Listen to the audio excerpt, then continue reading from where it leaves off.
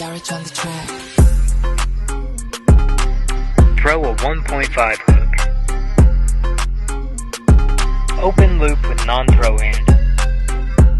Pinch and throw yo-yo counterclockwise. Swing clockwise catching bottom string. Underpass, keeping top string in line with the yo-yo. Drop throw hand and you're in a GT. Hop out the front, throw a hook, and bind.